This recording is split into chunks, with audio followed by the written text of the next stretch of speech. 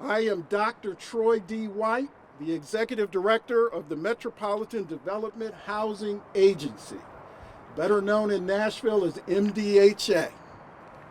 It is a great day as I stand here and I'm starting to feel the sun come out above us. It's been a little cold here in Tennessee the last couple of days, but today is another great day. We are here for a groundbreaking of our Fifth and Summer property. Something a year and a half ago I talked about trying to speed up our process today. So I want to thank all of you for joining us this morning for this celebration. It's a latest effort of our transformation of one of Nashville's largest subsidized properties, Cayce Place. When we are done here, we'll have more than 2,400 units. It will be a mixed-use, mixed-income community. Since we began the transformation of Cayce Place, we have completed more than 500 new apartments, with more than half of those apartments reserved for Cayce Place residents.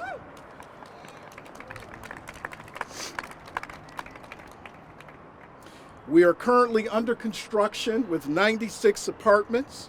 Our Cherry Oaks apartments up the street, about a block from here.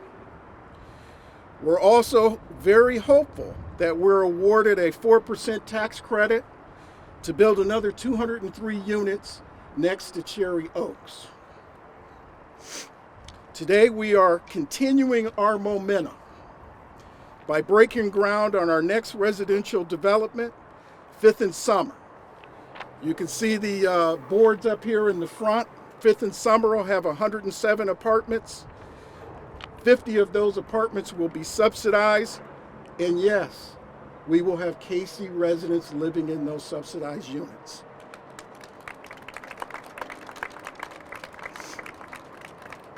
Our great city has much to offer, and we want to ensure everyone has an opportunity to live here. But we cannot do this alone. This takes a lot of partners to move the affordable housing needle. I'd like to take a moment to thank a few of our partners. First and foremost, the U.S. Department of Housing and Urban Development for subsidizing and continuing to help our operation. THDA for financially supporting our developments with low-income tax credits and the National Housing Trust Fund. I want to thank Mayor John Cooper and the City Council for allocating ARPA funding specifically for this new development, but for the infrastructure of our Cayce master plan. I'd like to thank the Vaughn Group, Reno and Kavanaugh supporting us with the financial modeling. I would be remiss not to pause and thank all of the Cayce Place residents that have endured a time period to get us where we are. They continue to follow the transformation plan. They continue to show up. They continue to be heard. And I want to thank all of the residents for what they do.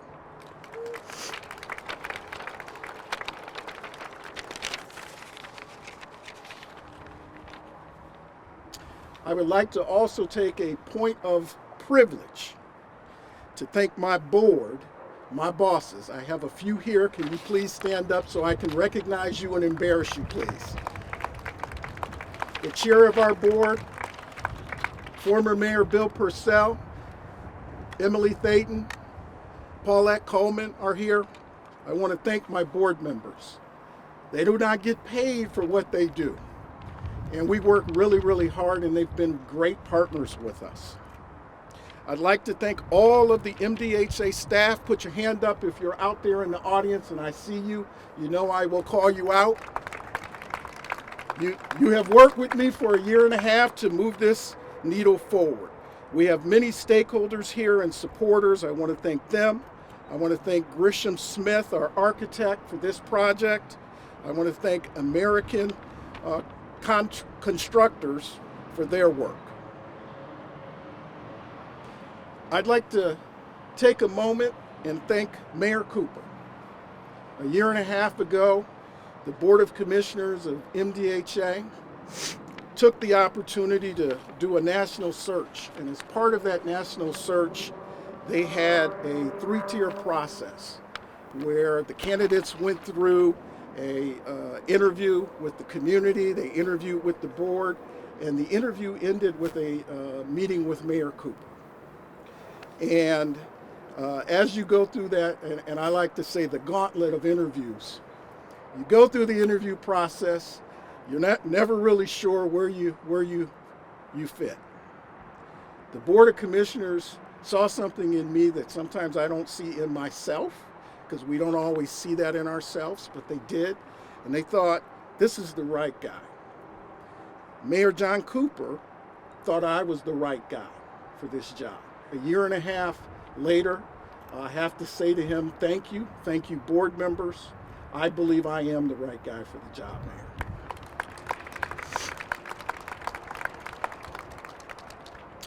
I would now like to invite the Honorable Mayor John Cooper up to the podium.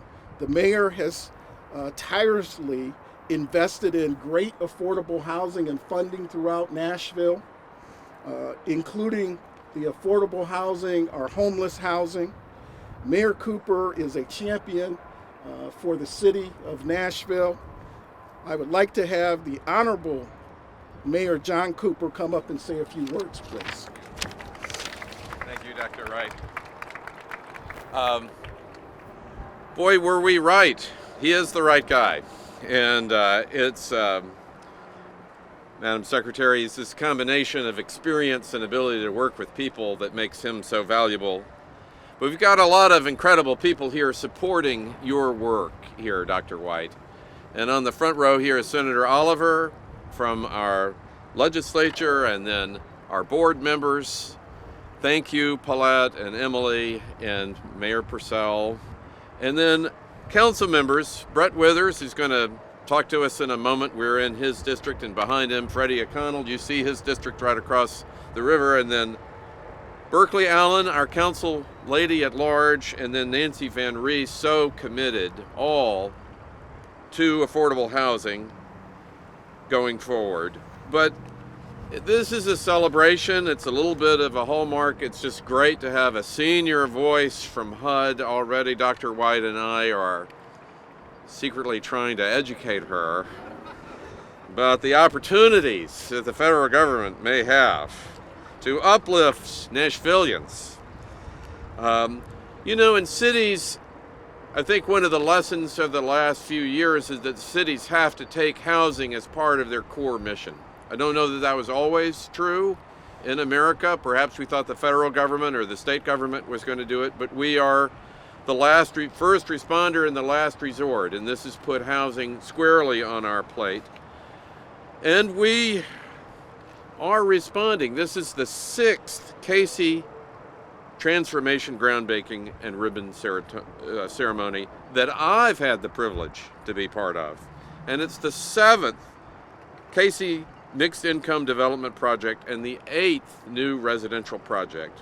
And this is all in line with the vision to build 2,000 units. And Cayce Transformation has been a key partner in this inclusive, supportive, diverse Nashville and its creation. Now, this project is 107 units for Nashville families. There are going to be others, because we have a common goal that as we grow rapidly, we are here to serve all of our people. And that's the challenge and the opportunity of Nashville, is how you share the opportunity of the city with all of our neighborhoods and all of our people, and to invest in all of our neighborhoods and all of our people. Now, when several of the council members and I took office, originally back in 2015, the Barnes Fund had just $250,000 in funding. Then it was increased to $10 million. And now we're spending, in a 3-year period, $180 million in affordable housing, which is, for local government, a material increase in priorities. And then the convention center's payment of a pilot of $14.3 million is now the primary source of funding for the Barnes Fund, which is, Secretary, it is our vehicle for aiding nonprofit affordable housing development. And that made good on a promise to have a dedicated source of revenue for affordable housing. And that pilot from our convention center is the source of that. Now we can manage the city to try to do better than that, but it's a long way from $250,000 when I took office with our great council partners in the back. Now last year the council approved an additional $20 million for the Barnes Fund that's going to create 762 new units. And we have a pilot, a mixed income pilot, using a tax. The author is sitting right, you should, Madam Secretary, if you don't mind, reaching around and saying, thank you, Berkeley Allen. And that's going to deliver, due to her work, 428 units in the first year of funding alone in this additional pilot. So we are working hard as a, just in trust for the people that trust us as a city to meet our priorities of a successful city. A city of opportunity, but a city that has to serve all of our people and responding in a way to do that. And nobody has been more engaged in that work. Councilman Withers, you'd be pleased to hear Mayor Purcell and all of us, I think, agree with the Secretary. She was saying, what is the outreach to the community with this work here? And I think we all agree it's unexcelled in the effort with Cayce to, in fact, engage the community, to be responsive to the community. And I think there's nobody who should take greater pride in his achievement of that than your next speaker, Councilman Brett Withers. So thank you very much, and thank you, Brett.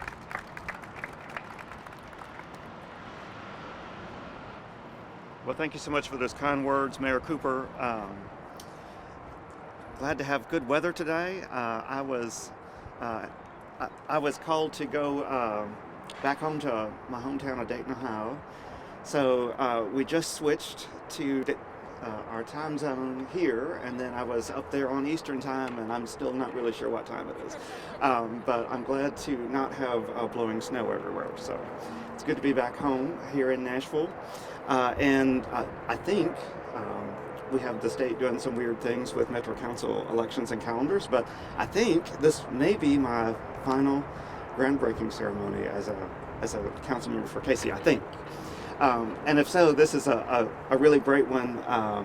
For me, a lot of the fantastic work that we have that goes on in Cayce happens pretty far back in the neighborhood. And so folks that drive by on the interstate or down Shelby Avenue, they hear about Cayce, but they don't really know what it is or what we're doing here. And I think this is a really great opportunity. Fifth Street, obviously the street had been there before, but when urban renewal happened, it really just cleared out what used to be a neighborhood and just made it primarily for cars, and especially for industrial traffic. And what I really like about this project is that it takes Fifth Street and turns it back into a neighborhood again. And we're going to bring residents right to that street. A couple of years ago, we welcomed the sheriff's office to build the new headquarters over here. And when I went to that grand opening for that building, I said, you know, I really want you to not just look out the window at your neighbors over there, but get out in the community and walk around and talk to people.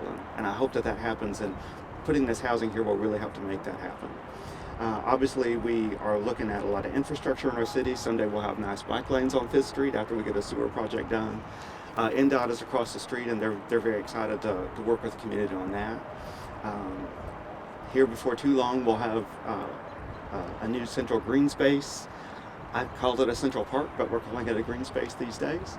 But that will also be right behind us over here, and it'll be a great gathering place for the community. So I think this is just, again, a real opportunity to re-engage Fifth Street and the neighborhood that's emerging over here, and to create a real sense of community that really begins to stretch beyond the bounds of Cayce, Just up the street, we also have another project with several hundred affordable housing units in a recovery center that are being built. And so all of these things are really finally starting to come together and take shape, and it's so exciting. My hope is that we do have a District 6 in August of this year, and that we have an election in August of this year, and I get to hand off this wonderful project to my next District 6 successor. That's my hope, but we will have to keep working through that.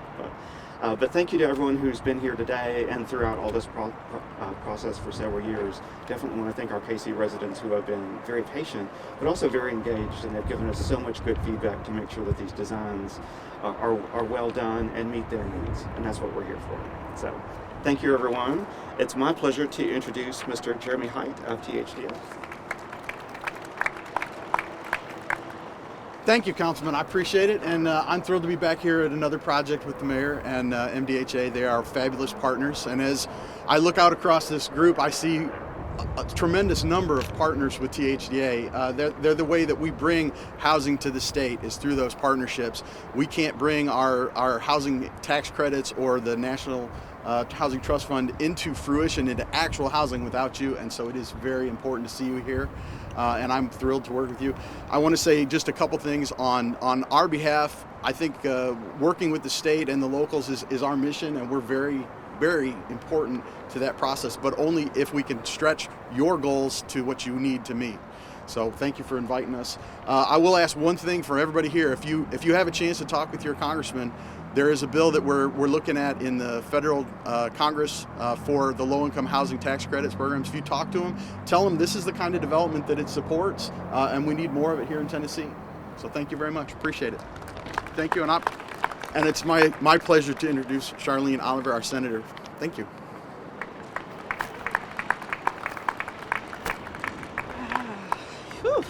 Good morning.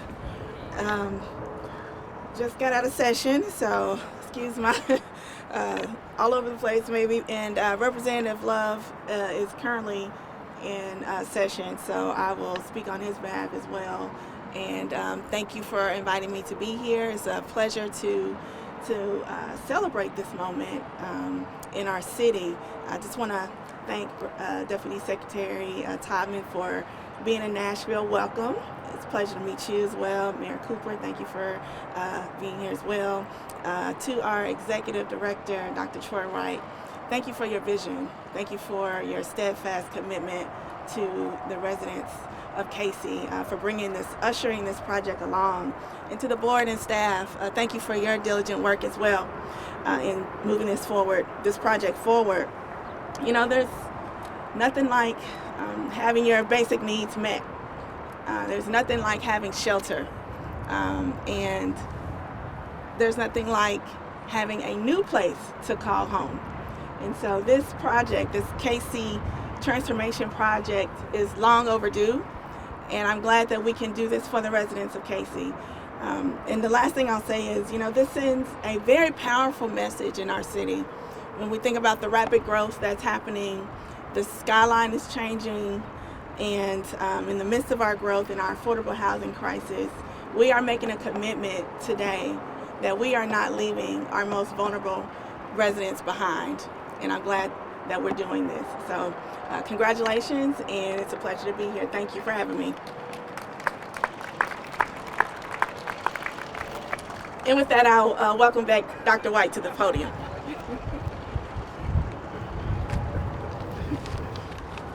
Thank you. I was told to speak directly into the mic for folks in the back, so I've learned my lesson to do what you are told. As our great city continues this unprecedented growth, the demand for quality, affordable housing remains. MDHA currently provides stable housing to more than 30,000 Nashvillians. That would not be possible without the assistance provided by the U.S. Department of Housing and Urban Development. HUD provides subsidy for more than 5,700 of our apartments and nearly 8,000 vouchers here in Nashville. This subsidy allows MDHA families to live in quality housing. I'm excited at this time to introduce the Deputy Secretary of HUD. who's coming to us from Florida through DC. I want to make sure I get both plugs in, to be with us for this groundbreaking today. Adrianne Todman is the 12th Deputy Secretary of the U.S. Department of Housing and Urban Development. As the Deputy Secretary, as I turn to my notes, as the Deputy Secretary, she's designated to improve people's lives and strengthen neighborhoods through housing and strong community development. Deputy Secretary Todman, prior to being appointed by the Biden-Harris administration, served as the CEO of the National Association of Housing and Urban Officials, NARA, for those in the industry. From 2017 to June of 2021. This is where my notes go a little to the right. In 2018, I had the pleasure to meet Deputy Secretary Todman. In 2019, I had the pleasure to work with Deputy Secretary Todman on a project with a consulting firm I work with in NARA. During that time, there were a lot of synergies, but her passion, her thoughtfulness, her arching thought of the industry and what was needed was all on display. The only missing cog that I felt was I had never had the opportunity to work with her before then. It was truly a pleasure, a short-lived one, but a pleasure to work with her on a specific project for NARA. Prior to joining NARA, Deputy Secretary walked in my shoes as the Executive Director of the District of Columbia Housing Authority. As I tell folks locally, this ain't easy work. And when you have a doctorate degree, you can say it ain't easy. It is a pleasure for me to be here and welcome the Deputy Secretary of the U.S. Department of Housing and Urban Development, Adrianne Todman.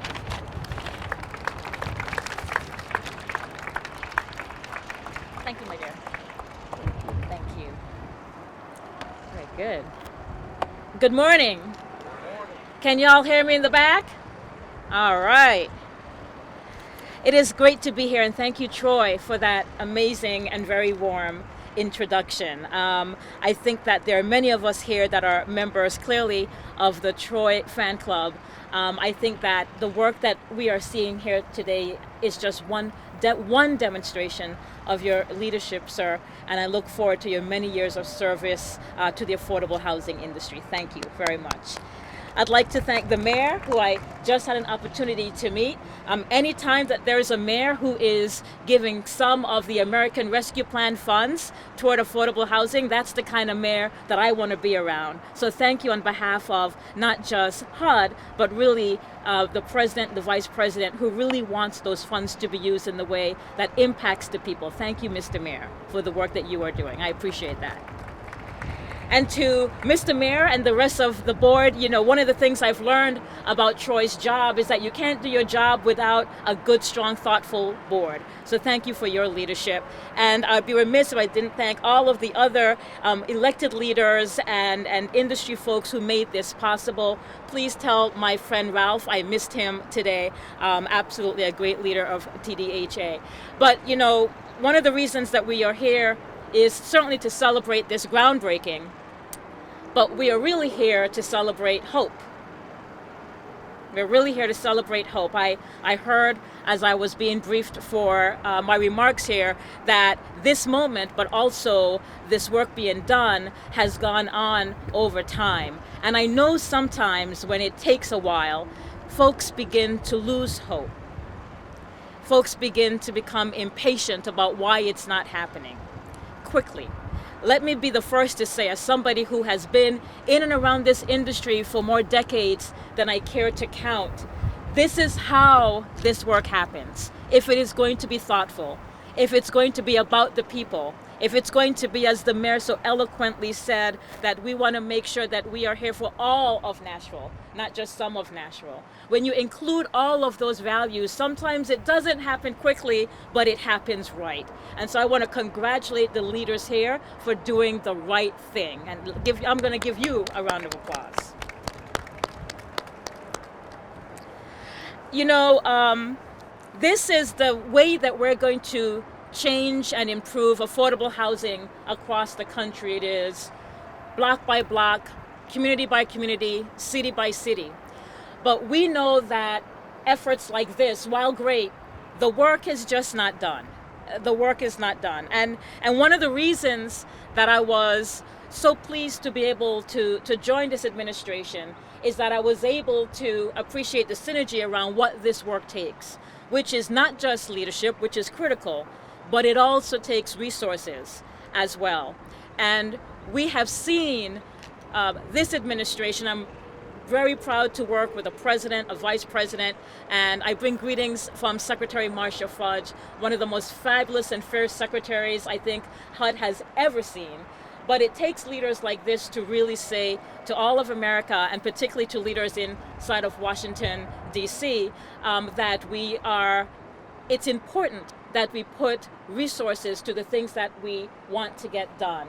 And I neglected earlier to thank, I understand that there's a staff member here from Senator Blackburn's office. Thank you so much, Jay, for being here and being a witness to this as well. But it takes all forms of leadership, and it takes resources. And that's why you saw at the beginning of the administration, we saw that we fought very hard to first and foremost keep people in their homes. Whether you are a renter, whether you are a homeowner, and I think the staff told me that here in Tennessee, we were able to keep 38,000 homeowners in their homes with the work we did at HUD, because we know that people were going through difficult times, and we wanted to make sure they could keep their home. And those were homeowners that we were able to assist. But we know it couldn't end there. We know we needed to be aspirational. As we began to see that people were able to stay in their homes, and we're still fighting for folks to stay in their homes, we know that we needed to take on the real issues facing housing affordability, and that is to introduce more housing units into cities like Nashville, cities across the country, and in suburban and rural neighborhoods alike. And so we came forward with several ideas. We created a housing supply action plan. And I've been in this industry, as I mentioned, for some time. It's been a long time that I've seen a president and a White House put together, really go to all of the departments across the federal family, whether it was HUD, Treasury, agriculture, our friends over at CFPB, and said, how can we really drive this conversation? So we pulled together a housing supply action plan that is in effect right now. And it's HUD and Treasury working together to do things like make sure that Treasury's funds, you heard about the American Rescue Plan, but Treasury also has funds that's called the State and Local Fiscal Recovery that was really to respond to the pandemic. But we saw that states and localities could use those funds for housing projects as well. And so we pushed and worked with Treasury to make sure that they could use those funds, and we've seen that happen across the country. We saw the work that we're doing here at HUD to really reduce the state of homelessness for our Americans across the country. And this is hard work. This is difficult work. But we have a secretary who believes that every single person deserves to have a safe and affordable place to live. And we have to deal with this throughout the entire housing ecosystem, from homelessness all the way to home ownership. And she and I, and really all of the leaders across Washington, D.C. inside the Biden administration believe that as we're working with folks through their homelessness crisis, we need to work through the housing ecosystem and get to help folks who want to be first-time homeowners as well. And there's a number of things that we've done to that end, including for those of you who are housing policy wonks, including the reduction of something that is historic, reducing what's called the mortgage insurance premium, which is a big deal. It hasn't happened before in the history of HUD, but what it means is that when you're using our resources to be able to afford, particularly your first home, you are able to have some of your upfront fees reduced. So we believe in making sure that no matter where you are in the housing stepladder, that we at HUD and across the federal family are there for you. It's one of the reasons why we're making sure we're investing additional funds for rental assistance. Many of you know that as the voucher program. The last time I was at HUD was in the 1990s, and that was the last time that there was an increase in rental assistance in the voucher program. And we have been able to help over 100,000 families across the country be able to secure a home there as well. But we know we can't stop there on the things that we even have done the past just over 2 years. And it's one of the reasons why we put forward just last week a very robust budget, a 2024 proposal that we sent up to Congress and challenged Congress to meet us at where we need to be to help folks across the country. And this includes making sure that housing is recognized as being as important as healthcare. And nothing taught us more about that than the pandemic, when everybody was told you needed to stay home. Home was part of a public health response, having a home. And so we have put together a proposal that places housing into the same mandatory category of needing to fund homes for people, as we need to make sure we're taking care of their health care needs. I've gone through this laundry list of things intentionally because it's important for me, as your Deputy Secretary of Housing, to let you know what we're actually doing about the state of housing. And while it does begin here in projects like this that I'm so proud of, so extraordinarily proud of the work here, it is so much more that we need to do as a country to recognize the needs of our fellow Americans and to actually be responsive. But I'll bring it back home here to Nashville. Look, I want to quote the mayor again and say that it is projects like these and projects to come that will make people who live in Nashville, or low and moderate income families who live in Nashville, feel that this is still a home to them, that they will not be kicked out of a city that they grew up in, their parents grew up in, their grandparents grew up in, that they too will have a place in Nashville's promising future. It is sites like this that will make sure that that is communicated not just by words, but by deed, and with a promise for what's to come. So it's a great honor to be here. Thank everyone for the work that you have done to make this possible. I look forward to coming back here and joining you to see this on the other side.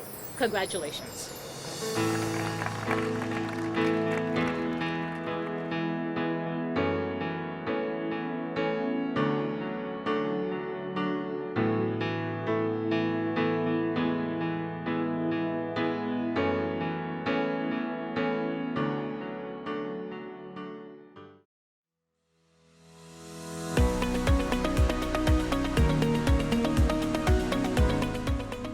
This has been a service of the Metro Nashville Network. If you would like to see this presentation again, or for more information on this and other programs, visit nashville.gov.